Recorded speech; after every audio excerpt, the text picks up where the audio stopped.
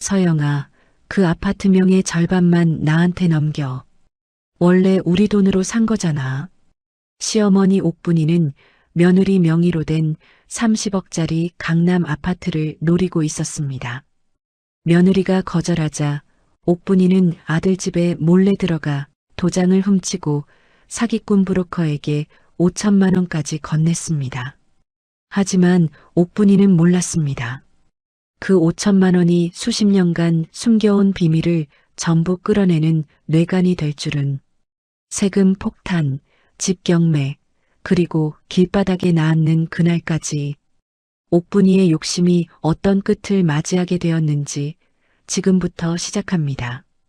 영상을 시청하기 전 구독과 좋아요 꼭 눌러주세요. 오늘의 사연 시작합니다. 차가운 바람이 불던 어느 겨울날이었습니다. 낡은 빌라 현관문에는 붉은 압류 딱지가 덕지덕지 붙어 있었습니다. 옥분이는 그 앞에 주저앉아 가슴을 치며 목 놓아 울고 있었습니다. 아이고 아이고, 내 팔자야. 하늘이 무너져도 이럴 수가 있나? 진보다리 하나 달랑 챙겨 나온 옥분이의 모습은 그야말로 처참했습니다. 동네 사람들이 하나둘 모여들어 혀를 차거나 수군거렸습니다. 쯧쯧, 저 아줌마 결국 저 꼴이 됐네. 그러게 며느리 재산 탐내다가 제 집까지 날린 거래. 아유, 저런 꼴을 안 당하려면 욕심을 부리지 말았어야지. 옥분이는 부끄러운 줄도 모르고 땅바닥에 이마를 대고 울기만 하였습니다. 지나가던 사람들의 말이 비수처럼 꽂혔지만 지금 옥분이에게는 그런 말에 신경 쓸 여유조차 없었습니다. 대체 어쩌다 이 지경이 된 걸까요? 3년 전 옥분이의 아들 대성이는 서영이와 결혼을 하였습니다. 서영이의 친정 아버지는 사업을 크게 하는 분이었고 딸의 결혼을 축하하며 남다른 선물을 해주었습니다. 세금까지 깔끔하게 처리해서 딸 서영이의 명의로 된 강남 아파트 한 채를 마련해 주었습니다. 당시 시세로 20억 정도 하던 아파트였는데 이 소식을 들은 옥분이는 입이 귀에 걸렸습니다. 아이고, 우리 며느리가 강남에 산다. 내 아들이 복을 타고났어. 옥분이는 명절마다 강남 아파트에 드나들게 되었다며 동네방네 자랑하고 다녔고 시장통을 누빌 때마다 어깨에 잔뜩 힘을 주었습니다. 우리 며느리 집이 강남이야, 강남. 언니도 나중에 놀러와. 옥분이는 남대문 시장에서 작은 옷가게 하나를 수십 년째 운영하며 혼자 힘으로 대성이를 키워낸 억척스러운 사람이었습니다. 남편이 일찍 세상을 떠난 뒤 가게 하나로 생계를 꾸려온 옥분이에게 남은 것이라고는 자기 이름으로 된 낡은 집 한 채와 수십 년간 장사하며 한 푼 두 푼 모은 쌈짓돈 뿐이었습니다. 그래서인지 넉넉한 사돈 앞에만 서면 옥분이는 은근히 주눅이 들었습니다. 사돈 어른이 뭐라 한 적은 한 번도 없었지만 괜히 옷매무새를 고치고 목소리가 작아지곤 했습니다. 아유, 뭐려. 저야 뭐 시장에서 장사나 하는 사람인데요. 그래도 며느리 서영이를 옥분이는 진심으로 좋아했습니다. 우리 서영이는 복덩이야, 복덩이. 이 어미가 전생에 나라를 구했나 봐. 살림을 따로 하면서도 명절이면 반찬을 바리바리 싸다 주는 서영이가 옥분이에게는 참 고마운 며느리였습니다. 어머니, 이거 갈비찜이에요. 어머니가 좋아하셔서 제가 직접 만들었어요. 아가, 내가 이런 걸 다 해오고. 고맙다, 고마워. 그렇게 사이좋게 지내던 시어머니와 며느리 사이에 금이 가기 시작한 것은 아파트값이 미친 듯이 오르기 시작하면서부터였습니다. 3년 사이 자고 일어나면 억소리나게 오르더니 그 아파트가 어느 날 30억을 찍었습니다. 30억? 옥분이는 그 숫자를 듣는 순간 심장이 쿵 내려앉았습니다. 30억이면 옥분이가 평생 옷가게를 해도 만져볼 수 없는 돈이었습니다. 그날 밤부터 옥분이는 배가 아파서 잠을 이룰 수가 없었습니다. 이불을 걷어차며 뒤척이다가 벌떡 일어나 앉아 중얼거렸습니다. 30억이 고스란히 며느리 거라고? 내 아들이 뭐가 되는 거야? 아이고 속 터져. 사실 서영이 친정아버지가 세금까지 다 처리해서 온전히 서영이 명의로 해준 집이었지만 옥분이는 그런 건 전혀 관심 없었습니다. 그러던 어느 날이었습니다. 동네 언니 춘자가 옥분이를 시장 앞 분식집으로 불러냈습니다. 옥분아, 너 요즘 잠을 못 잔다며? 안색이 왜 이렇게 안 좋아? 언니, 나 속이 터져서 죽겠어. 밤마다 뒤척이다가 날이 밝아. 뭔데 그래? 무슨 일 있어?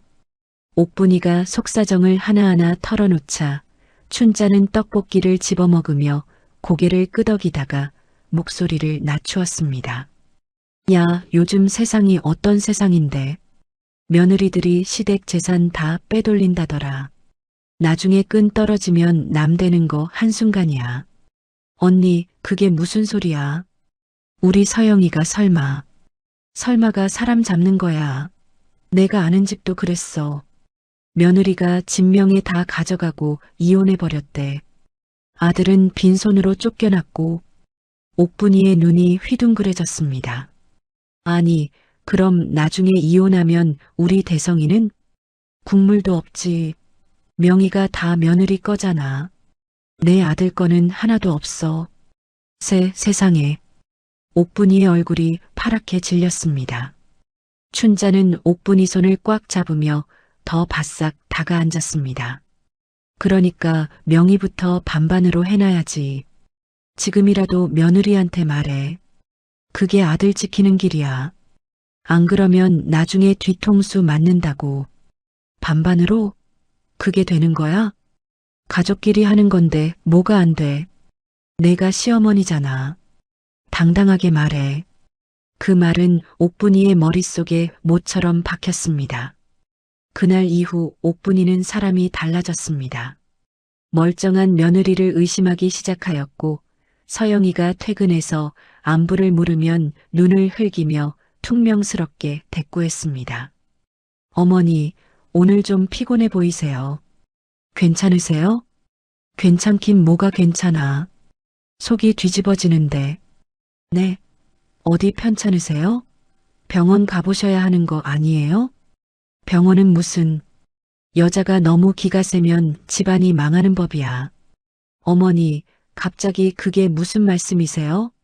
서영이는 뜬금없는 시어머니의 말에 어리둥절했지만 옥분이는 콧방귀만 뀌고 돌아앉았습니다. 이런 일이 하루 이틀이 아니었습니다. 서영이는 갑자기 태도가 돌변한 시어머니 때문에 영문도 모른 채 소가리를 하였습니다.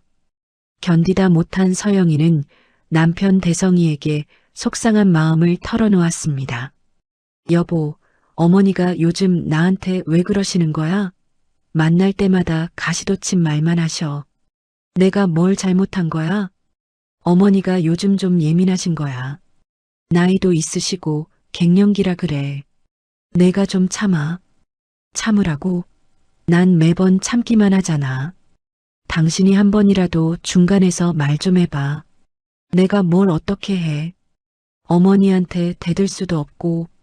대성이는 고개를 긁적이며 어물쩍 넘기려 하였습니다. 어머니와 아내 사이에서 어느 쪽 편도 들지 못하고 눈만 이리저리 굴리는 게 대성이의 전부였습니다. 우유부단한 대성이는 결국 상황을 회피하는 쪽을 택하였고 서영이의 속은 하루가 다르게 까맣게 타들어갔습니다. 며칠 뒤 옥분이는 아예 대놓고 서영이 집에 찾아왔습니다. 현관문이 열리자마자 거실 소파에 떡하니 앉은 옥분이는 서영이를 불러 세웠습니다. 서영아, 앉아봐. 할 말이 있어. 어머니, 무슨 일이세요? 갑자기. 서영이는 불안한 마음을 누르며 시어머니 맞은편에 앉았습니다. 옥분이는 팔짱을 끼고 서영이를 똑바로 쳐다보았습니다. 그 아파트 명예 반만 대성이한테 넘겨라. 네. 어머니, 갑자기 그게 무슨 말씀이세요? 무슨 말씀이긴. 남편 기 좀 살려주라는 거야. 남자가 자기 이름으로 된 집 하나 없으면 얼마나 기가 죽겠어. 서영이는 황당했지만 숨을 한번 고르고 차분하게 대답하였습니다. 어머니, 공동명의로 바꾸면 취득세에 증여세까지 수억 원이 나와요. 세금 폭탄 맞는 거예요. 수억? 세금이 그렇게 나와? 네, 어머니. 30억짜리 아파트 명의를 바꾸는 게 그냥 서류 한 장 쓰는 게 아니에요. 나라에서 세금을 어마어마하게 매겨요. 하지만 옥분이는 콧방귀를 뀌었습니다. 가족끼리 하는 건데 무슨 세금이야. 남들 모르게 몰래 하면 되잖아. 어머니, 그렇게 쉽게 되는 일이 아니에요. 등기가 바뀌면 나라에서 다 알아요. 아, 됐어. 안 된다는 말만 하지 말고 방법을 찾아봐. 옥분이는 손사래를 치며 버럭 소리를 질렀고 서영이는 더 이상 대화가 안 되겠다 싶어 입을 다물었습니다. 그날 서영이는 시어머니를 돌려보낸 뒤 한참을 멍하니 앉아 있었습니다. 어머니가 진짜 변하셨어. 예전 어머니가 아니야. 서영이는 혼잣말을 내뱉으며 깊은 한숨을 쉬었습니다. 하지만 옥분이는 여기서 멈추지 않았습니다. 며칠 뒤 서영이가 출근한 사이 옥분이는 도어록 수리기사를 데리고 서영이 집 앞에 나타났습니다. 아저씨, 내가 이 집 시어머니인데 비밀번호를 까먹었어요. 좀 열어줘요. 어르신, 그건 집주인 확인이 돼야 하는데요. 아니, 내가 시어머니라니까. 내 아들 집이야. 옥분이는 언성을 높이며 수리기사를 들들 볶았지만 수리기사는 난처한 표정으로 고개를 저었습니다. 결국 문은 열지 못한 채 옥분이는 투덜거리며 돌아가야 했습니다. 그런데 옥분이가 수리기사와 실랑이를 벌이는 그 모습이 서영이가 거실에 방범용으로 설치해둔 카메라에 고스란히 찍히고 있었습니다. 서영이는 회사에서 스마트폰으로 실시간 영상을 확인하다가 눈이 휘둥그레졌습니다. 어머니가 수리기사를 불러서 우리 집 문을 따려고. 서영이는 믿을 수 없다는 표정으로 화면을 다시 확인하였습니다. 시어머니가 현관 앞에서 수리기사에게 소리를 지르고 있는 모습이 선명하게 찍혀 있었습니다. 퇴근 후 서영이는 영상을 처음부터 끝까지 다시 돌려보았습니다. 서영이는 경악을 금치 못하며 시어머니에게 전화를 걸었습니다. 어머니, 오늘 우리 집에 오셨죠? 뭐? 누가 그래? 방범 카메라에 다 찍혔어요. 수리기사 불러서 문 따려고 하신 것도요. 전화기 너머로 옥분이가 움찔하는 기척이 느껴졌습니다. 어머니, 이건 범죄예요. 남의 집에 허락 없이 들어가려고 하시면 안 되잖아요. 더 이상 이러시면 저도 가만 안 있을 거예요. 서영이의 목소리는 단호하면서도 떨리고 있었습니다. 하지만 옥분이는 잘못을 인정하기는커녕 적반하장으로 나왔습니다. 어디 며느리가 시어머니한테 눈을 부라리고 대들어. 내가 내 아들 집도 마음대로 못 가냐. 어머니, 그 집은 제 명의예요. 제 집이에요. 뭐라고? 이것 봐라. 시어머니가 아들 집에 간 게 뭐가 잘못이야. 옥분이는 전화기에 대고 고래고래 소리를 지르다가 먼저 끊어버렸습니다. 서영이는 전화기를 내려놓고 한참을 가만히 앉아 있었습니다. 가슴이 두근거렸고 손이 떨렸습니다. 이대로 두면 안 되겠다. 서영이는 그날 밤 만일의 사태에 대비하기 시작하였습니다. 안방 화장대 서랍에 있던 진짜 도장을 꺼내 은행 대여금고로 옮기고 그 자리에 문방구에서 산 가짜 도장을 넣어두었습니다. 서영이는 거실에만 있던 방범 카메라를 안방에도 추가로 설치하였습니다. 그리고 혹시 사태가 더 커질 경우를 대비하여 평소 알고 지내던 변호사에게도 전화를 걸었습니다. 변호사님, 시어머니 건으로 말씀드렸잖아요. 상황이 점점 심해지고 있어요. 혹시 모르니 미리 알려드리려고요. 네, 서영 씨. 일단 증거는 잘 보관해 두시고 상황이 더 진행되면 바로 연락 주세요. 한편 대성이는 서영이에게서 시어머니가 수리기사를 불러온 이야기를 듣고도 아내 편을 들지 못하였습니다. 서영아, 어머니가 좀 그러셨나 보다. 그래도 어머니잖아. 내가 비밀번호 자주 바꾸면 되지 않겠어? 여보, 지금 그게 문제가 아니잖아. 어머니가 남의 집 문을 따려고 수리기사를 부르신 거라고. 알았어, 알았어. 내가 어머니한테 한마디 할게. 대성이는 그렇게 말해놓고는 어머니에게 전화 한 통 하지 않았습니다. 서영이는 남편의 비겁한 태도에 이가 갈렸지만 지금은 감정보다 대비가 먼저라고 마음을 다잡았습니다. 그날 저녁 춘자는 속상해하는 옥분이에게 전화를 걸어왔습니다. 옥분아, 어떻게 됐어? 며느리가 뭐래? 언니, 며느리가 나한테 범죄래. 범죄. 시어머니가 아들 집에 간 게 범죄라고 눈을 부라리더라고. 세상에, 며느리가 보통 독한 게 아니네. 말로 안 되는 며느리는 다른 방법을 써야지. 다른 방법? 무슨 방법? 춘자는 전화기 너머로 목소리를 한층 더 낮추었습니다. 아들을 구워 삶아. 아들이 도장만 가져오면 끝이야. 며느리 도장이 있으면 다 되는 거거든. 도장? 도장만 있으면 돼? 그럼 도장만 있으면 뭐든 할 수 있어. 내가 아는 사람도 있고. 옥분이의 눈이 번뜩였습니다. 아들을 구워 삶는다. 그래, 그 방법이 있었네. 옥분이는 전화를 끊고 달력을 꺼내 들었습니다. 서영이가 다음 주에 2박 3일 출장을 간다는 이야기를 대성이에게서 들은 적이 있었습니다. 옥분이는 달력에 그 날짜를 동그라미 치며 입꼬리를 올렸습니다.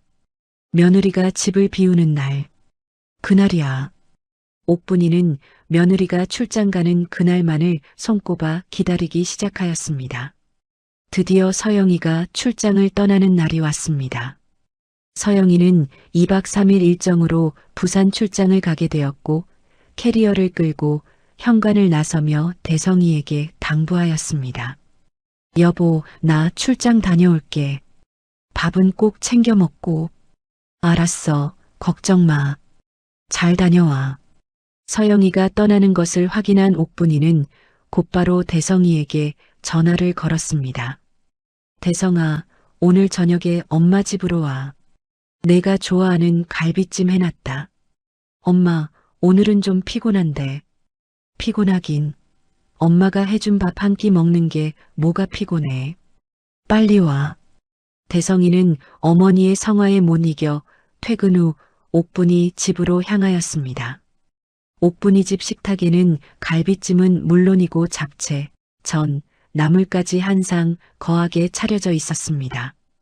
엄마, 이게 다 뭐야? 무슨 잔치상이야? 내 아들 밥 한 끼 해주는 게 잔치상이냐? 앉아, 어서 앉아. 옥분이는 연신 대성이 앞에 반찬을 놓아주며 소주잔을 채워주었습니다. 자, 한잔해. 엄마랑 오랜만에 한잔하자. 엄마도 한잔해. 그래, 엄마도 한잔할게. 소주잔이 오가기 시작했습니다. 옥분이는 대성이가 얼큰하게 취할 때까지 기다렸다가 슬며시 눈물을 글썽이며 입을 열었습니다. 대성아. 응, 왜 엄마? 엄마가 너한테 미안한 게 있어. 뭐가 미안해? 갑자기. 옥분이는 손등으로 눈물을 훔치며 목소리를 떨었습니다. 엄마가 못나서 내 이름으로 된 거 하나 해준 게 없잖아. 집도 차도 다 서영이 거고. 너는 내 명의로 된 게 뭐가 있어? 엄마, 그런 거 신경 안 써도 돼. 신경 안 쓰긴. 내 명의로 된 게 하나도 없으니까 아내한테 기가 죽는 거 아니야? 엄마가 다 보면 몰라. 대성이는 술 기운에 눈이 풀린 채 고개를 떨구었습니다. 솔직히 좀 그렇긴 해. 그렇지. 남자가 기가 살아야 집안이 바로 서는 법이야. 옥분이는 대성이의 어깨를 잡고 바싹 다가앉았습니다. 대성아, 명의만 가져오면 내가 당당해지는 거야. 서영이 도장만 있으면 돼. 엄마가 다 알아서 할 테니까 도장이 어디 있는지만 알려줘. 엄마, 그건 좀. 엄마가 부탁하는 거야. 엄마 평생 소원이다. 응? 옥분이는 두 손을 모으며 아들에게 매달렸습니다. 술에 잔뜩 취한 대성이는 판단력이 흐려진 채 혀꼬부라진 소리로 입을 열었습니다. 현관 비밀번호는 별 880이야. 도장은 안방 화장대 두 번째 서랍 깊숙한 데 있어. 진짜? 두 번째 서랍? 응. 근데 엄마, 이거 서영이한테 비밀이야. 절대 말하면 안 돼. 당연하지. 엄마가 바보냐. 우리 아들 잘했어, 잘했어. 옥분이는 속으로 쾌재를 부르며 대성이의 등을 토닥여 주었습니다. 대성이는 얼마 지나지 않아 소파에 쓰러져 코를 골기 시작하였고 옥분이는 아들의 코 고는 소리를 들으며 혼자씩 웃었습니다. 다음 날 아침이 밝았습니다. 대성이는 머리가 지끈거리는 숙취에 시달리며 간신히 눈을 떴습니다. 아이고 머리야. 어젯밤에 내가 뭘 그렇게 마셨지. 대성이는 전날 밤 술에 취해 무슨 말을 했는지 전혀 기억하지 못한 채 옥분이가 차려준 해장국을 후루룩 먹고 허겁지겁 출근하였습니다. 대성이가 집을 나서자마자 옥분이는 재빨리 움직였습니다. 외투를 걸치고 서영이 집으로 향한 옥분이는 대성이에게서 들은 비밀번호를 현관 도어록에 눌렀습니다. 삐빅 딸깍. 문이 열렸습니다. 옥분이는 심장이 두근거렸지만 발걸음을 멈추지 않았습니다. 곧장 안방으로 들어가 화장대 앞에 섰습니다. 두 번째 서랍이라고 했지. 옥분이는 떨리는 손으로 두 번째 서랍을 열어 깊숙한 곳을 뒤졌습니다. 손끝에 작은 도장 케이스가 잡혔습니다. 있다. 이거야. 옥분이는 도장을 꺼내쥐고 환호하였습니다. 하지만 옥분이가 손에 쥔 그 도장은 서영이가 미리 바꿔놓은 가짜 도장이었습니다. 진짜 도장은 이미 은행 대여금고 안에 안전하게 들어가 있었고 옥분이는 그 사실을 전혀 모른 채 세상을 다 가진 듯 기뻐하였습니다. 됐어, 됐어.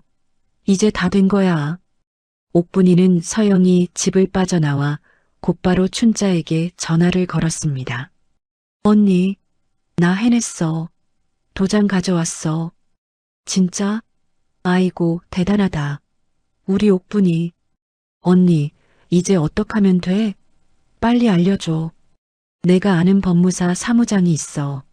수수료 좀 주면 세금 없이 깔끔하게 처리해준대. 아주 용한 사람이야. 정말? 세금 없이? 그럼 내가 내일 자리 만들어줄게. 돈만 좀 준비해. 돈? 얼마나? 수수료가 한 5천만 원 정도. 5천만 원? 옥분이는 입이 떡 벌어졌지만 30억짜리 아파트 명의를 가져올 수 있다는 생각에 이를 악물었습니다. 좋아, 준비할게. 언니 고마워. 사실 그 브로커는 법무사 자격증도 없는 사기꾼이었지만 욕심에 눈이 먼 옥분이는 의심조차 하지 않았습니다. 다음 날 아침 옥분이는 은행으로 달려갔습니다. 창구에서 5천만 원 인출을 요청하자 은행 직원이 고개를 갸웃거리며 물었습니다. 어르신, 금액이 크신데 용도가 어떻게 되세요? 집 수리비야. 오래된 집이라 이것저것 고칠 때가 많아서. 아, 네. 알겠습니다. 옥분이는 아무렇지 않은 척 둘러대며 5천만 원을 현금으로 챙겨 나왔습니다. 그날 오후 옥분이는 춘자가 잡아준 자리에서 브로커를 만났습니다. 양복을 빳빳하게 차려입은 브로커는 명함까지 건네며 능숙하게 말하였습니다. 어르신, 걱정 마세요. 일주일이면 등기가 아드님 앞으로 넘어갑니다. 제가 깔끔하게 처리해 드릴게요. 정말이죠? 세금 같은 거 안 나오는 거 맞죠? 그럼요. 제가 다 알아서 합니다. 옥분이는 봉투에 담아온 5천만 원을 브로커에게 건넸습니다. 브로커는 돈다발이 든 봉투를 받아들며 자신만만하게 장담하였습니다. 한편 서영이는 부산 출장지 호텔방에서 스마트폰으로 안방 방범 카메라를 확인하고 있었습니다. 화면 속에는 옥분이가 안방 서랍을 뒤지고 도장을 가져가는 모습이 선명하게 찍혀 있었습니다. 서영이는 깊은 한숨을 내쉬었습니다. 어머니, 결국 이렇게까지 하시는 거예요. 서영이는 시어머니를 당장 경찰에 넘기면 남편 대성이와의 관계까지 완전히 끝장날 것을 알고 있었습니다. 서영이는 미리 상황을 알려두었던 변호사에게 전화를 걸었습니다. 변호사님, 시어머니가 결국 선을 넘으셨어요. 예정대로 진행해 주세요. 서영 씨, 일단 영상 증거 확보는 되셨죠? 네, 방범 카메라에 다 찍혀 있어요. 그리고 시어머니가 5천만 원을 현금으로 인출해서 출처불명의 인물에게 건넨 정황이면 수상한 자금 흐름으로 국세청에 제보할 수 있습니다. 네, 그렇게 진행해 주세요. 서영이는 변호사의 조언에 따라 국세청에 옥분이의 수상한 자금 흐름에 대한 제보를 접수하였습니다. 서영이는 전화를 끊고 창밖을 바라보았습니다. 부산 바다가 내려다 보이는 호텔 창가에서 서영이는 입술을 꽉 깨물었습니다. 어머니, 저도 이러고 싶지 않았어요. 서영이의 눈에 눈물이 그렁그렁 맺혀 있었습니다. 한편 서영이가 치밀하게 대비하고 있다는 사실을 까맣게 모르는 옥분이는 하루하루가 꿀맛이었습니다. 아침에 눈을 뜨면 제일 먼저 현관 우편함부터 확인하였습니다. 오늘은 왔으려나. 등기 권리증. 일주일이면 된다는 브로커의 말을 굳게 믿고 있었기 때문이었습니다. 옥분이는 콧노래를 부르며 가게에 나가서도 손님을 맞으면서도 시도 때도 없이 혼잣말을 하였습니다. 30억짜리 아파트가 반이면 15억이야. 15억. 아이고, 이제 내 아들도 당당하게 사는 거지. 하지만 일주일이 지나도 등기 권리증은 오지 않았습니다. 옥분이는 브로커에게 전화를 걸었습니다. 여보세요, 사무장님? 저 옥분인데요. 등기가 아직 안 왔는데 언제 되는 거예요? 전화는 연결되지 않았습니다. 다시 걸었습니다. 또 안 받았습니다. 문자를 보내고 또 전화를 걸고 또 문자를 보냈습니다. 이틀이 지나고 사흘이 지나도 브로커는 전화를 받지 않았습니다. 나흘째 되는 날 옥분이가 건 전화는 아예 꺼져 있었습니다. 이게 뭐야? 전화가 왜 안 돼? 옥분이는 불안한 마음을 안고 곧장 춘자를 찾아갔습니다. 언니, 그 사무장이라는 사람 전화가 안 돼. 돈만 받고 연락이 끊겼어. 춘자는 눈을 동그랗게 뜨며 손사래를 쳤습니다. 뭐, 나도 모르는 일이야. 나는 소개만 받은 거라고. 소개만 받았다니. 언니가 용하다고 했잖아. 깔끔하게 처리해 준다고. 나도 그렇게 들었으니까 소개해 준 거지. 내가 어떻게 알아. 언니, 내 돈 5천만 원. 그 사람이 내 돈을 들고 튄 거 아니야? 나한테 왜 그래? 나도 피해자라고. 춘자는 발뺌하기 바빴고 옥분이는 다리에 힘이 풀려 그 자리에 주저앉았습니다. 브로커는 처음부터 등기 이전 따위는 시도할 생각도 없이 옥분이의 돈 5천만 원만 챙겨 잠적해버린 것이었습니다. 내 돈, 내 평생 모은 돈. 옥분이는 두 손으로 얼굴을 감싸며 울음을 터뜨렸습니다. 그 무렵 서영이는 출장에서 돌아와 안방 서랍을 확인하였습니다. 예상대로 가짜 도장이 사라져 있었습니다. 서영이는 서랍을 닫으며 조용히 한숨을 내쉬었습니다. 어머니, 결국 가져가셨구나. 서영이는 대성이에게는 아무 말도 하지 않았습니다. 모든 것이 법적으로 정리될 때까지 조용히 지켜보기로 마음먹은 것이었습니다. 대성이는 그날 밤 술자리에서 무슨 말을 했는지 여전히 기억하지 못하고 달라진 것 없이 평소처럼 출퇴근하며 지냈습니다. 한두 달이 흘렀습니다. 그 사이 옥분이는 브로커 연락만 기다리며 초조하게 지냈지만 끝내 연락은 오지 않았습니다. 옥분이는 잠도 제대로 못 자고 밥도 제대로 못 먹으며 하루하루를 버텼습니다. 5천만 원이 그냥 날아갔어. 내 피 같은 돈이.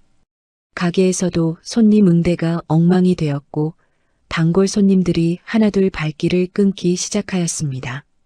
사장님, 요즘 왜 이래요? 물건도 안 들여놓고. 아이고. 요즘 몸이 안 좋아서 그래. 옥분이는 둘러대며 한숨만 내쉬었습니다. 그러던 어느 날 우편함에서 낯선 봉투 하나를 발견하였습니다. 국세청이라는 글자가 찍힌 등기우편이었습니다. 국세청?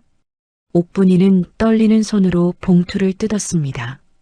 안에는 통지서 한 장이 들어 있었습니다. 국세청이 옥분이의 거액의 수상한 자금 흐름을 포착하였으니 자금 출처를 소명하라는 내용이었습니다. 자금 출처? 소명? 이게 무슨 소리야? 옥분이는 통지서를 들고 손이 사시나무 떨듯 떨렸습니다. 서영이의 제보를 단서로 국세청이 옥분이의 자금 흐름을 들여다보기 시작한 것이었습니다. 하지만 옥분이는 그 사실을 전혀 모르고 있었습니다. 본격적인 세무조사가 시작되자 그동안 작은 가게라 한 번도 세무조사를 받은 적 없었던 옥분이의 과거가 하나둘 밝혀지기 시작하였습니다. 옥분이가 브로커에게 건넨 5천만 원뿐만 아니라 수십 년간 옷가게를 운영하면서 현금으로 챙기고 신고하지 않았던 매출까지 꼬리에 꼬리를 물고 드러났습니다. 며느리 아파트를 탐내다 촉발된 세무조사가 결국 옥분이 자신에게 세금 폭탄이 되어 돌아온 것이었습니다. 국세청은 그동안 신고하지 않은 소득에 대한 본래 세금에다가 신고를 안 한 벌금, 늦게 낸 벌금까지 합쳐서 억소리가 나는 고지서를 옥분이 앞으로 보냈습니다. 옥분이는 고지서에 찍힌 숫자를 보자마자 뒷목을 움켜쥐고 그 자리에 주저앉았습니다. 이게 뭐야? 이게 대체 뭔 숫자야? 옥분이는 떨리는 손으로 고지서를 다시 들여다보았습니다. 세금이 이렇게 나올 수가 있어? 내가 장사한 게 무슨 큰 기업도 아니고 조그만 옷가게 하나 한 건데. 하지만 종이 위에 찍힌 숫자는 바뀌지 않았습니다. 옥분이는 부들부들 떨리는 손으로 다급하게 대성이에게 전화를 걸었습니다. 대성아, 엄마한테 큰일 났다. 제발 좀 와라. 응? 어머니, 무슨 일이에요? 왜 이렇게 울어요? 세금이 억소리가 나게 나왔어. 엄마 이거 어떡하니? 응? 엄마 이러다 죽겠다. 네? 세금이요? 무슨 세금이 갑자기. 그러니까 어서 와. 전화로 할 얘기가 아니야. 제발 좀 와달라고. 옥분이는 전화를 끊고 나서도 진정이 되지 않아 고지서를 쥔 채 방 안을 왔다 갔다 서성거렸습니다. 전화를 끊은 대성이는 심상치 않은 어머니 목소리에 얼굴이 굳어졌습니다. 대성이는 서영이에게 사정을 이야기하였습니다. 서영아, 어머니한테 무슨 일이 생긴 것 같아. 세금이 억소리가 나게 나왔다는데 같이 좀 가보자. 서영이는 깊은 한숨을 내쉬었습니다. 알았어요. 같이 가봐요. 서영이와 대성이는 옥분이 집으로 향하는 차 안에서 한동안 무거운 침묵이 흘렀습니다. 서영이는 더 이상 숨길 수 없다고 판단하고 대성이에게 그동안 말하지 않았던 모든 사실을 꺼내기 시작하였습니다. 대성씨, 사실 나 당신한테 말 안 한 게 있어요. 뭔데? 갑자기 무슨 소리야? 어머니가 우리 집에 몰래 들어왔었어요.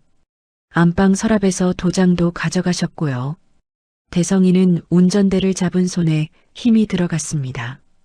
뭐, 어머니가 우리 집에 어떻게? 당신이 술 취한 날 밤에 어머니한테 현관 비밀번호랑 도장 위치를 다 알려줬어요. 대성이의 얼굴이 하얗게 질렸습니다.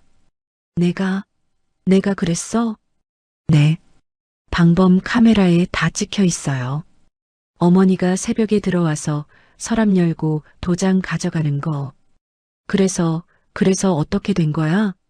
나는 미리 진짜 도장을 은행 금고에 옮겨놨어요. 어머니가 가져간 건 가짜예요. 대성이는 멍하니 전방을 바라보았습니다. 가짜라고? 네. 그리고 어머니가 그 가짜 도장을 들고 브로커한테 가서 5천만 원을 줬어요. 우리 아파트 이름을 바꿔준다는 사기꾼한테요. 5천만 원을? 어머니가? 네. 그리고 나는 변호사랑 상의해서 국세청에 수상한 돈 흐름을 제보했어요. 그게 이번 세무조사의 시작이에요. 대성이는 한참 동안 아무 말도 하지 못하였습니다. 자기가 술에 취해서 비밀번호와 도장 위치를 풀어버린 것이 이 모든 사단의 시작이라는 걸 그제야 깨달은 것이었습니다. 나 때문이네. 내가 술 먹고 주둥이를 놀린 게 이 꼴을 만든 거잖아. 당신만 탓하는 게 아니에요. 하지만 앞으로는 정신 좀 차려요. 대성이는 고개를 떨구며 한마디도 하지 못하였습니다. 옥분이 집에 도착한 서영이와 대성이는 현관문을 열고 안으로 들어섰습니다. 옥분이는 거실 바닥에 세금 고지서를 펼쳐놓은 채 넋이 나가 앉아 있었습니다. 서영이는 넋이 나간 옥분이를 냉정한 눈으로 내려다보았습니다. 어머니, 이게 다 어머니가 자초하신 거예요. 옥분이는 고개를 번쩍 들었습니다. 뭐라고? 30억짜리 아파트 탐내시다가 어머니 평생 모은 돈 다 날리신 거예요. 가짜 브로커한테 5천만 원 갖다 바치시고 세무조사까지 받으시고 너 이게 다 내가 꾸민 거지? 국세청에 신고한 거 너지? 서영이는 한 발짝도 물러서지 않았습니다. 네, 제가 했어요. 어머니가 남의 재산에 손을 대셨으니까요. 브로커한테 건넨 5천만 원 출처가 어딘지 국세청이 파봤더니 수십 년 동안 세금 안 낸 게 줄줄이 나온 거예요. 옥분이는 벌떡 일어나 서영이에게 손가락질을 하였습니다. 이 못된 것이 시어머니를 세무서에 넘기는 며느리가 어디 있어. 대성이가 처음으로 어머니 앞을 가로막았습니다. 어머니, 그만하세요. 옥분이는 아들의 고함에 움찔하였습니다. 누가 시키지도 않은 짓을 해서 가족을 이 꼴로 만들었어요? 남의 집 도장을 훔쳐가고 사기꾼한테 돈을 갖다 바치고 그게 어머니가 할 짓이에요? 대성이는 목이 메어 잠시 말을 잇지 못하였습니다. 그리고 나도 잘못했어요. 내가 술 먹고 주둥이를 놀린 게 시작이었으니까. 하지만 어머니가 욕심을 안 부렸으면 이런 일은 없었어요. 옥분이는 아들의 말에 다리가 풀려 다시 주저앉았습니다. 옥분이는 아직 자기 잘못을 온전히 받아들이기보다 당장 눈앞에 닥친 세금이 무서웠습니다. 옥분이는 서영이의 바짓가랑이를 붙잡았습니다. 서영아 제발. 내가 법 같은 거 잘 아니까 이것 좀 해결해 다오. 응? 어머니가 잘못했다. 응? 제발 한 번만 도와다오. 서영이는 옥분이의 손을 조용히 떼어내었습니다. 어머니, 법대로 하세요. 저는 더 이상 도와드릴 수가 없어요. 서영아, 그리고 앞으로 저희 집에는 오지 마세요. 서영이는 매몰차게 돌아섰습니다. 대성이도 더 이상 어머니 편을 들지 않았습니다. 대성이는 눈시울이 붉어진 채로 서영이를 따라 문을 나섰습니다. 대성아, 너마저. 대성아. 옥분이의 목소리가 닫힌 현관문 너머로 울려 퍼졌지만 돌아오는 발소리는 없었습니다. 텅 빈 집에 혼자 남은 옥분이는 바닥을 치며 후회하였습니다. 내가 뭘 한 거야? 내가 대체 뭘 한 거야? 하지만 이미 엎질러진 물이었습니다. 며칠이 지나 춘자가 소문을 듣고 옥분이 집으로 찾아왔습니다. 춘자는 걱정하는 척하면서도 입꼬리가 올라가 있었습니다. 아이고 옥분아, 내가 뭘 했어? 내가 처음부터 욕심 부리지 말랬지? 춘자야, 나 좀 살려줘. 세금이 억소리가 나게 나왔어. 에이, 내가 어떻게 도와. 나는 돈도 없고 아는 것도 없는 사람인데. 춘자는 혀를 차며 고개를 저었습니다. 그때 내 말 들었으면 이렇게까지 안 됐을 텐데. 쯧쯧. 옥분이는 그 얄미운 말이 뼈를 찔렀지만 따질 기운조차 남아있지 않았습니다. 춘자가 돌아간 뒤 옥분이는 어두운 거실에서 꺼져가는 불빛 아래 혼자 세금 고지서를 쥔 채 밤이 깊어가는 줄도 몰랐습니다. 옥분이는 당장 세금을 낼 현금이 없어 발을 동동 구르다가 살던 집을 담보로 대출이라도 받아보겠다며 은행을 찾아갔습니다. 은행 창구 직원은 옥분이의 서류를 확인하더니 난처한 표정을 지었습니다. 어르신, 죄송합니다만 현재 세금 체납 내역이 있으셔서 대출 심사가 어렵습니다. 아니, 집이 있는데 왜 돈을 못 빌려줘요? 내 집을 담보로 잡으면 되잖아요. 체납 기록이 있으시면 신용 등급에 큰 문제가 생겨서요. 저희 쪽에서는 승인을 해드릴 수가 없습니다. 그러면 나더러 어쩌라고요. 세금을 내려면 돈이 있어야 하고 돈을 빌리려면 세금을 내야 하고 이게 무슨 개똥 같은 소리예요. 옥분이는 창구 앞에서 목소리를 높였지만 은행 직원은 고개를 숙이며 더 이상 어쩔 수 없다는 표정을 지을 뿐이었습니다. 다른 은행에 가봐도 결과는 같으실 겁니다. 정말 죄송합니다. 옥분이는 허탈한 표정으로 은행 문을 나섰습니다. 세무조사가 진행되는 동안 옥분이는 가게 운영도 제대로 할 수가 없었습니다. 세무서에서 장부를 가져간 데다 거래처에서도 소문이 돌아 물건을 대주지 않았습니다. 옥분이 씨, 미안한데 당분간 물건은 좀 어려울 것 같아요. 세무조사 받고 있다면서요? 아니, 그건 좀 사정이 있어서 그런 거지. 내가 무슨 큰 죄를 진 것도 아니고. 어휴, 나도 장사하는 사람인데 괜히 엮이면 곤란하잖아요. 정리되면 그때 다시 연락 주세요. 전화가 뚝 끊어졌습니다. 옥분이는 수십 년을 함께 해온 거래처마저 등을 돌리자 가슴이 무너져 내렸습니다. 결국 옥분이는 오랫동안 지켜온 남대문 옷가게 문을 닫아야 하였습니다. 가게 셔터를 내리는 날 옥분이는 텅 빈 가게 안을 한참 동안 바라보았습니다. 여보, 나 이 가게 문 닫는다. 당신이랑 평생 일군 가게인데 내가 이 꼴을 만들었어. 아무도 없는 가게 안에서 옥분이는 혼잣말을 중얼거렸습니다. 반년 넘게 세금을 한 푼도 내지 못하자 국세청은 옥분이의 집을 압류하였습니다. 어느 날 옥분이 집 현관문에 압류 딱지가 붙었습니다. 이게 뭐야? 이게 뭐냐고. 옥분이는 압류 딱지를 뜯어내려다가 손을 부들부들 떨며 멈추었습니다. 얼마 지나지 않아 집이 경매에 넘어갔습니다. 옥분이의 집은 시세보다 훨씬 헐값에 낙찰되었습니다. 그 돈으로 체납세금 일부만 겨우 충당되었고 나머지 세금은 고스란히 옥분이의 빚으로 남았습니다.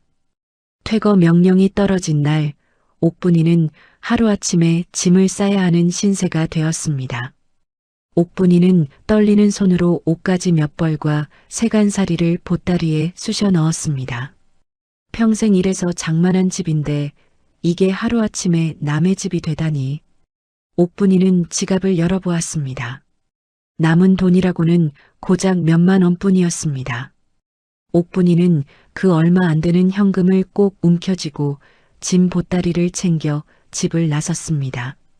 오갈 데가 없어진 옥분이는 한참을 망설이다가 자존심을 굽히고 버스를 갈아타며 서영이 집으로 찾아갔습니다. 서영이 집 앞에 도착한 옥분이는 초인종을 눌렀습니다. 잠시 후 인터폰 너머로 대성이의 목소리가 들려왔습니다. 평소와는 전혀 다른 차갑고 단호한 목소리였습니다. 누구세요? 대성아, 나다. 엄마야. 인터폰 너머로 한참 동안 아무 소리도 들리지 않았습니다. 대성아, 대성아, 문 좀 열어다오. 어머니, 돌아가세요. 뭐? 대성아, 엄마야. 엄마가 갈 데가 없어서 왔어. 한 며칠만 재워다오. 어머니, 이제 저는 어머니 없는 셈 치겠습니다. 옥분이는 인터폰 앞에서 두 무릎이 꺾이는 것 같았습니다. 대성아, 그게 자식이 할 소리야? 내 엄마가 길바닥에 나앉았는데. 제발 가세요. 가족을 좀 내버려 두세요. 어머니가 이 집에 오시면 서영이한테도 나한테도 좋을 게 없습니다. 대성아, 대성아. 인터폰이 뚝 끊어졌습니다. 서영이는 집 안에서 인터폰 화면을 지켜보고 있었습니다. 화면 속에 비친 옥분이의 초라한 모습에 서영이는 입술을 꽉 깨물었습니다. 하지만 서영이는 대성이의 판단에 맡기기로 하였습니다.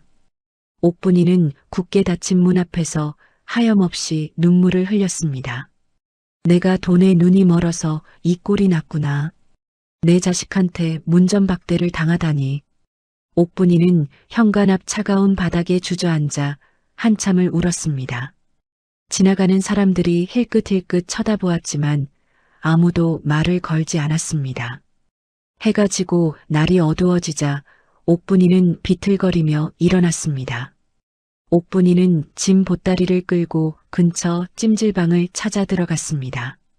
그날부터 옥분이는 찜질방을 전전하며 남은 푼돈을 아껴 컵라면으로 끼니를 때우는 처량한 나날을 보냈습니다. 이불 한 장 없이 찜질방 구석에 웅크린 옥분이는 천장을 바라보며 중얼거렸습니다. 30억, 30억? 그 아파트만 아니었어도 이런 일이 없었을 텐데. 하지만 옥분이는 아직도 자기 욕심이 화를 불렀다는 걸 온전히 받아들이지 못하고 있었습니다. 그렇게 찜질방을 전전하며 며칠을 버티던 옥분이는 제대로 먹지도 자지도 못한 채 몸이 급격히 나빠졌습니다. 어느 날 새벽 옥분이는 찜질방 구석에서 심한 두통과 어지러움에 시달리다가 그만 의식을 잃고 쓰러졌습니다. 옆에 있던 손님이 놀라서 119에 신고하였고 옥분이는 구급차에 실려 가까운 병원 응급실로 옮겨졌습니다. 의사는 옥분이를 살펴본 뒤 고혈압으로 인해 쓰러진 것이라며 당분간 입원하여 치료를 받아야 한다고 하였습니다. 어르신, 혈압이 많이 높으셨어요. 지금은 안정이 되셨는데 한동안은 입원하셔서 지켜봐야 합니다. 입원이요? 입원비는 얼마나 나와요? 일단 치료가 우선이니까요. 보호자분 연락처를 알려주시면 저희가 연락드리겠습니다. 옥분이는 고개를 저었습니다. 보호자 없어요. 연락할 데가 없습니다. 어르신, 그래도 가족분이 계시면. 없다니까요. 옥분이는 고개를 돌리며 더 이상 말을 하지 않았습니다. 아들 내외에게 연락할 염치가 없었습니다. 자기 손으로 가족을 밀어놓고 이제 와서 아프다고 손 벌리는 꼴이 차마 되고 싶지 않았습니다. 옥분이는 혼자 끙끙 앓으며 병원 침대에 누워 천장만 바라보았습니다. 입원한 지 닷새가 지났을 무렵 옥분이가 자주 드나들던 찜질방 주인이 며칠째 보이지 않는 옥분이를 궁금해하였습니다. 찜질방 주인은 이리저리 수소문하다가 근처 병원에 옥분이가 입원해 있다는 소식을 듣게 되었습니다. 찜질방 주인은 옥분이가 맡겨둔 짐 보따리를 뒤져보았습니다. 보따리 안쪽에 낡은 수첩이 하나 있었고 거기에 대성이의 전화번호가 적혀 있었습니다. 찜질방 주인은 그 번호로 전화를 걸었습니다. 여보세요. 혹시 옥분이라는 분 아들 되시나요? 네, 맞는데요. 누구시죠? 찜질방하는 사람인데요. 어머님이 며칠째 안 오셔서 알아보니까 병원에 입원해 계시더라고요. 고혈압으로 쓰러지셨대요. 대성이는 전화를 붙잡은 손에 힘이 들어갔습니다. 어느 병원이요? 찜질방 주인에게 병원 이름을 전해 들은 대성이는 전화를 끊고 한참 동안 멍하니 서 있었습니다. 서영이가 대성이의 표정을 보고 다가왔습니다. 무슨 전화였어요? 어머니가 쓰러지셨대. 고혈압으로 병원에 입원하셨다고. 서영이는 잠시 아무 말 없이 대성이를 바라보았습니다. 어디 병원인데요? 찜질방 주인이 알려줬어. 근처 병원이래. 대성이는 갈등하는 기색이 역력하였습니다. 서영아, 나 가봐야 할 것 같아. 아무리 그래도 어머니잖아. 서영이는 한참을 망설이다가 입을 열었습니다. 같이 가요. 사람이 쓰러져서 병원에 있는데 못 본 척하면 그건 사람 도리가 아니니까요. 서영아, 대신 감정적으로 흔들리지 말아요. 할 이야기는 해야 합니다. 대성이는 고개를 끄덕였습니다. 서영이와 대성이는 함께 병원으로 향하였습니다. 병원에 도착한 서영이는 먼저 원무과 수납 창구로 갔습니다. 혹시 옥분이라는 환자분 입원비 확인 좀 할 수 있을까요? 보호자분이세요? 며느리입니다. 밀린 입원비가 적지 않았지만 서영이는 대성이 이름으로 된 카드를 꺼내어 병원비를 정산하였습니다. 대성이는 병실 앞 복도 의자에 앉아 두 손을 깍지 끼고 고개를 숙이고 있었습니다. 서영이가 수납을 마치고 돌아와 대성이 옆에 앉았습니다. 정산 다 했어요. 고마워, 서영아. 정말 고마워. 고마워할 거 없어요. 당신 어머니잖아요. 서영이는 자리에서 일어나 병실 문을 열고 안으로 들어갔습니다. 옥분이는 창가 침대에 누워 있었습니다. 불과 며칠 사이에 볼이 쑥 들어가고 눈 밑에 짙은 그림자가 내려앉아 있었습니다. 서영이가 침대 맞 의자에 앉자 옥분이는 며느리 얼굴을 보자마자 눈물이 왈칵 쏟아졌습니다. 서영아, 서영아. 이 못된 시어미한테 왜 왔어? 어머니, 일단 진정하세요. 면목이 없다, 서영아. 내가 무슨 면목으로 너를 보겠니? 내가 내 재산에 눈이 멀어서 내 자식까지 등 돌리게 만들었는데. 옥분이는 이불을 움켜쥔 채 흐느꼈습니다. 서영이는 가만히 옥분이가 울음을 멈추기를 기다렸습니다. 한참이 지나 옥분이가 조금 진정되자 서영이는 품에서 편지 한 통을 꺼내어 옥분이에게 건넸습니다.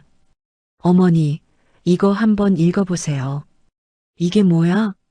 앞으로 서로 지킬 약속을 적은 거예요. 옥분이는 떨리는 손으로 편지를 받아들었습니다. 편지에는 3가지 약속이 적혀 있었습니다. 며느리 재산에 절대 손대지 않을 것, 아들 내외의 살림에 간섭하지 않을 것, 그리고 서영이도 어머니를 가족으로서 끝까지 챙길 것이라는 내용이었습니다. 옥분이는 편지를 읽고 또 읽으며 글자 하나하나가 가슴에 못처럼 박혔습니다. 서영아, 이걸 내가 직접 썼어? 네, 어머니. 저도 오래 생각했어요. 이 약속을 지켜주시면 제가 세무사를 소개해서 남은 세금을 나눠서 낼 수 있도록 도와드릴게요. 세금을 나눠서? 네. 한꺼번에 못 내시니까 분납이라는 방법이 있어요. 매달 조금씩 갚아나가는 거예요. 그리고 집은 이미 넘어갔으니까 작은 임대 아파트를 알아봐 드릴게요. 옥분이는 편지를 가슴에 꼭 끌어안았습니다. 서영아, 내가 이런 대접을 받을 자격이 없는데. 어머니, 자격 같은 거 따지려고 온 게 아니에요. 저는 그냥 이 가족이 더 이상 무너지는 걸 보고 싶지 않은 거예요. 옥분이는 한참을 말없이 울다가 떨리는 손으로 편지 아래쪽에 서명을 하였습니다. 서영이도 그 옆에 나란히 서명을 하였습니다. 복도에서 그 모습을 지켜보고 있던 대성이가 병실 문을 열고 들어왔습니다. 대성이는 침대 위에서 야위어버린 어머니의 모습을 보자 더 이상 참지 못하고 옥분이의 어깨를 조심스럽게 감싸 안았습니다. 어머니, 앞으로는 이런 일 없을 거예요. 나도 잘할게요. 대성아, 대성아. 이 못난 엄마를 용서해다오. 어머니가 약속 지켜주시면 그게 용서예요. 옥분이는 아들의 품에 안겨 한참을 소리 없이 울었습니다. 병실 창문 너머로 늦은 오후 햇살이 비스듬히 들어와 세 사람의 등을 따스하게 비추었습니다. 서영이는 약속대로 아는 세무사를 옥분이에게 소개하여 주었습니다. 세무사는 옥분이의 체납 세금 내역을 꼼꼼히 살펴본 뒤 매달 감당할 수 있는 만큼 나누어 내는 분납 계획을 세워주었습니다. 어르신, 한꺼번에 내시기는 어려우시니까 매달 이만큼씩 나눠서 내시면 됩니다. 오래 걸리겠지만 꾸준히 내시면 다 갚으실 수 있어요. 이렇게 조금씩 내도 되는 거예요? 네, 나라에서 정한 방법이에요. 어르신 사정을 설명드렸더니 받아들여졌습니다. 옥분이는 세무사에게 연신 고개를 숙이며 고맙다고 인사하였습니다. 감사합니다. 정말 감사합니다. 이 은혜를 어떻게 갚아야 할지. 갚으실 건 세금만 갚으시면 됩니다. 건강 잘 챙기세요, 어르신. 퇴원한 옥분이는 구청의 도움을 받아 작은 임대 아파트에 보금자리를 마련하였습니다. 강남 30억 아파트는커녕 방 한 칸에 부엌 하나가 전부인 작은 집이었습니다. 옥분이는 짐 보따리를 내려놓고 텅 빈 방 안을 둘러보았습니다. 여기가 이제 내 집이구나. 예전 같았으면 코웃음을 쳤을 작은 방이었지만 찜질방 구석에서 컵라면으로 끼니를 때우던 날들을 떠올리니 지붕 아래 잠잘 곳이 있다는 것만으로도 감사하였습니다. 옥분이는 서영이가 사다 놓은 이불을 깔고 오랜만에 편히 누워보았습니다. 따뜻하다. 옥분이는 천장을 바라보며 조용히 중얼거렸습니다. 그렇게 1년이 흘렀습니다. 옥분이는 동네 반찬가게에서 일자리를 구하였습니다. 수십 년간 장사를 하며 갈고 닦은 솜씨 덕분에 반찬가게 일은 금세 손에 익었습니다. 반찬가게 사장은 옥분이의 솜씨에 감탄하였습니다. 어머, 어르신 손맛이 진짜 좋으시네. 이 나물 무침 어디서 배우셨어요? 배운 거 없어요. 평생 이것저것 해먹다 보니 손에 익은 거지. 손님들이 이 나물 무침 맛있다고 자꾸 찾으시더라고요. 어르신 오시고 나서 단골이 늘었어요. 에이 무슨, 시키는 대로 하는 것뿐인데. 옥분이는 쑥스러워하면서도 입꼬리가 살짝 올라갔습니다. 옥분이는 반찬 가게에서 받는 돈으로 생활비를 쓰고 남는 돈은 한 푼이라도 아껴서 매달 분납 세금을 꼬박꼬박 갚아나갔습니다. 예전에 남의 것에 눈독을 들이던 모습은 온데간데 없었습니다. 쉬는 날이면 옥분이는 동네 노인정을 찾아가 점심 배식 봉사활동을 하였습니다. 어르신, 여기 국 좀 더 드릴까요? 아이고, 고마워. 이 국이 참 구수하네. 맛있게 드세요. 더 필요하시면 말씀하세요. 예전에 옥분이를 아는 사람이 본다면 눈을 비비고 다시 볼 만큼 달라진 모습이었습니다. 화창한 어느 주말 점심때 서영이가 커다란 비닐봉지 가득 반찬을 싸들고 옥분이 집을 찾아와 배를 눌렀습니다. 옥분이가 문을 열자 서영이 뒤에 대성이도 서 있었습니다. 어머니, 반찬 좀 해왔어요. 아이고, 뭐하러 이런 걸 해가지고 와. 나 혼자 먹는데 이렇게 많이 해올 것까지 있어? 옥분이는 입으로는 타박하였지만 며느리와 아들을 번갈아 보는 눈가에 미소가 번졌습니다. 많긴요. 어머니 혼자 드시기 딱 좋은 양이에요. 냉장고에 넣어두시고 꺼내 드세요. 그래, 그래. 어서 들어와. 대성아, 너도 빨리 들어오고. 네, 어머니. 대성이는 현관에서 신발을 벗으며 작은 방 안을 둘러보았습니다. 크지 않은 방이었지만 구석구석 깔끔하게 정돈되어 있었습니다. 창가에는 작은 화분 하나가 놓여 있었고 싱싱한 잎이 햇살을 받아 반짝이고 있었습니다. 어머니, 집 깨끗하게 잘 해놓으셨네요. 뭐, 좁으니까 치울 것도 별로 없어. 앉아라, 밥 차려줄게. 옥분이는 부엌으로 들어가 뚝배기에 된장찌개를 끓이기 시작하였습니다. 구수한 냄새가 작은 방 안가득 퍼졌습니다. 대성이는 보글보글 끓는 된장찌개를 들여다보며 입을 열었습니다. 어머니, 이 냄새 맡으니까 어릴 때 생각나네요. 아버지 살아계실 때 어머니가 맨날 끓여주셨잖아요. 그때는 내가 이 된장찌개를 3그릇씩 먹었지. 먹어도 배가 안 찬다고 투덜거리면서 3그릇까지는 아니었을 텐데요. 아니야, 3그릇 먹었어. 엄마가 그걸 왜 잊어? 옥분이는 오랜만에 환하게 웃었습니다. 밥상이 차려지고 3사람이 작은 식탁에 둘러앉았습니다.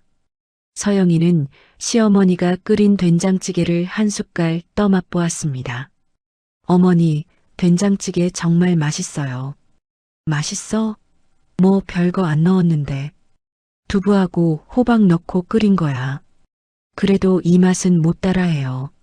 제가 끓이면 이 맛이 안 나거든요. 에이, 무슨. 내가 해오는 반찬이 더 맛있지. 서영이는 시어머니와 마주 앉아 밥을 먹으며 지난날의 상처가 조금씩 아물어가고 있음을 느꼈습니다. 밥을 다 먹고 서영이가 설거지를 하고 있을 무렵 현관벨이 울렸습니다. 옥분이가 문을 열어보니 춘자가 서 있었습니다. 춘자는 평소와 달리 고개를 숙인 채 문 앞에 서서 쭈뼛거리고 있었습니다. 옥분아, 춘자 언니, 웬일이야? 나 할 말이 있어서 왔어. 춘자는 한참 동안 입을 열지 못하다가 겨우 말을 꺼냈습니다. 옥분아, 미안하다. 내가 괜한 말을 해서 내가 이 고생을 한 거야. 그때 브로커를 소개한 것도 나고 며느리 아파트에 욕심내라고 부추긴 것도 나인데 나 때문에 내가 집도 잃고 가게도 잃고. 춘자의 눈시울이 붉어졌습니다. 옥분이는 춘자를 한참 바라보다가 춘자의 손을 잡았습니다. 언니 탓만은 아니야. 내 욕심이 화를 부른 거지. 언니가 뭐라 해도 내가 안 넘어갔으면 이런 일은 없었어. 그래도 내가. 됐어. 지난 일 가지고 뭘 그래. 들어와. 된장찌개 남은 거 있으니까 한 그릇 먹고 가. 춘자는 고개를 끄덕이며 눈물을 훔쳤습니다. 설거지를 마친 서영이는 부엌에서 나와 옥분이와 춘자가 나란히 앉아 된장찌개를 나눠 먹는 모습을 보았습니다. 대성이가 서영이 곁으로 다가와 작은 목소리로 말하였습니다. 서영아, 고마워. 내가 아니었으면 우리 가족 이렇게 못 됐을 거야. 고마워하지 말아요. 우리 가족이니까요. 서영이는 담담하게 대답하였습니다. 작은 임대 아파트, 작은 식탁, 소박한 된장찌개 한 뚝배기가 전부인 그 자리가 30억짜리 아파트보다 훨씬 따뜻하였습니다. 남의 것을 탐하던 헛된 욕심이 사라진 자리에는 서로를 아끼는 마음만이 남아 따스한 밥 한 끼의 소중함을 일깨워 주었습니다. 오늘의 이야기 어떻게 들으셨나요? 옥분이는 며느리 명의 30억 아파트에 눈이 멀어 평생 일군 가게와 살던 집까지 모두 잃었습니다. 하지만 가장 큰 대가는 재산이 아니라 가족의 신뢰였습니다. 내 것을 지키는 가장 확실한 방법은 남의 것을 탐내지 않는 것이라는 걸 옥분이는 모든 것을 잃고 나서야 깨달았습니다. 이야기를 끝까지 들어주신 분이 계시다면 잘 들었다고 댓글 하나만 남겨주세요. 사연TV는 오늘 하루도 여러분의 마음에 사랑과 행복이 가득하길 바랍니다. 감사합니다.